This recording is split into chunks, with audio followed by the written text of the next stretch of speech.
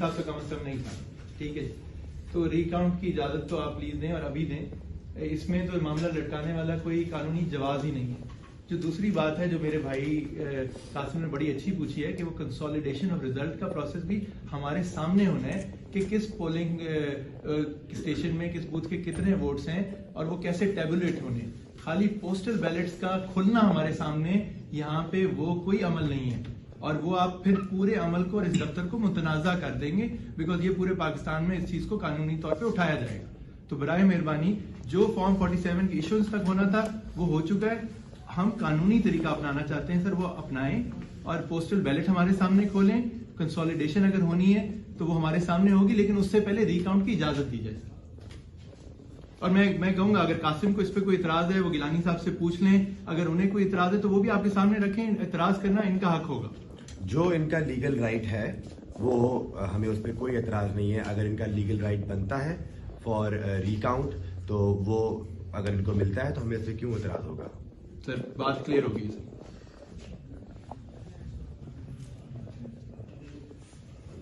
आप ये कहना चाहते हैं कि पहले रिकाउंट वाले इशू को? सर रिकाउंट का इशू होगा तो आगे चीज चलेगी, बिकॉज फॉर्म 47 पे ना मैं मौजूद था, कंसोलिडेशन पे ना मेरा इलेक्शन एजेंट, और मेरी इतला के मुताबिक ना गिलानी साहब या उनकी तरफ से कोई मौजूद था। बाकी कैंडिडेट्स का मुझे नहीं पता। 293 वोटों का मामला है, वो मेरे हक में भी जा सकता है और गिलानी साहब के भी अगर हक में जा सकता है तो हक है कि सबके सामने चीज हो।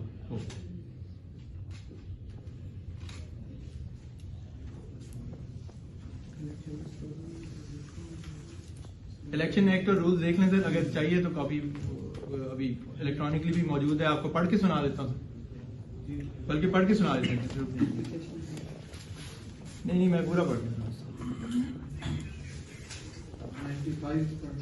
जी 95 के लिए सर एप्लीकेशन इसमें 95 भी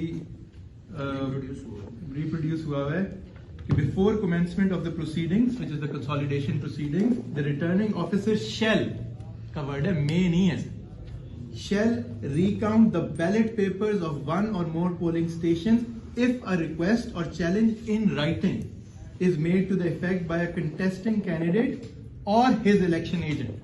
सर आपने अभी खुद, मैंने बताते खुद दिया है, देहर साहब के वकील अगर मौजूद हैं तो खुद बता सकते हैं, मैंने तो खुद दिया है। शैल का वर्ड है, आपके पास डिस्क्रेशन नहीं है, बहुत बसत एहतराम के साथ सर आपके पास डिस्क्रेशन नहीं है। शैल का वर्ड है, ऑप्शन ही कोई नहीं, और इन राइटिंग आपको दे दिया है। रिकाउंट का एक प्रोसेस, एक जमहूरी, एक सियासी, आईनी, कानूनी अमल है जो कि चलना है और जितनी जल्दी चलेगा उतना बेहतर है। मैं एक और बात कर दूं, गिलानी साहब बहुत सीनियर पॉलिटिशियन है, इस वक्त सेनेट के मेंबर, वो पाकिस्तान कौमी असेंबली का अगर हलफ लेंगे तो उन्हें सेनेट की सीट छोड़नी पड़ेगी, ठीक है। हम उस अमल को भी नहीं खराब करना चाहते, तो ये जो क्लैरिटी है उससे पहले आनी चाहिए।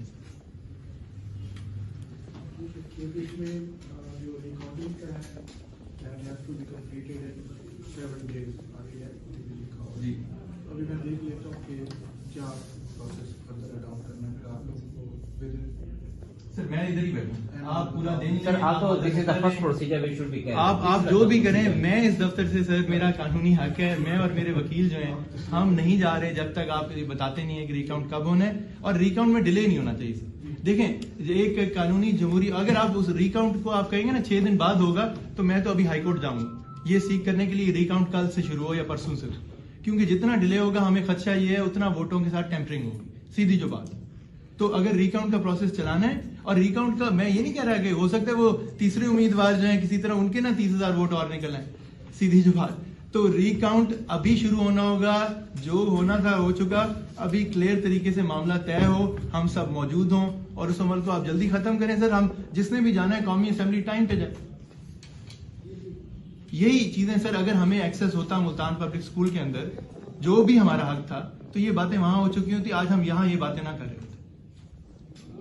अब ये एक पब्लिक ऑफिस है, हम मौजूद हैं, आपने फैसला देना है, जब तक आप देंगे हम इधर ही मौजूद हैं। सर आपको पता है किसने रोका था और किस तरह मैं बाहर गया।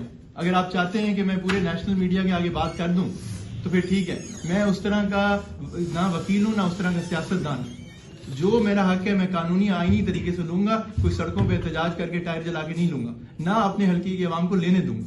हम कानूनी अमल में अभी भी अदालतों में बिलीव करते हैं, इंसाफ के तकाजे में बिलीव करते हैं और उसी प्रोसेस पे चलेंगे।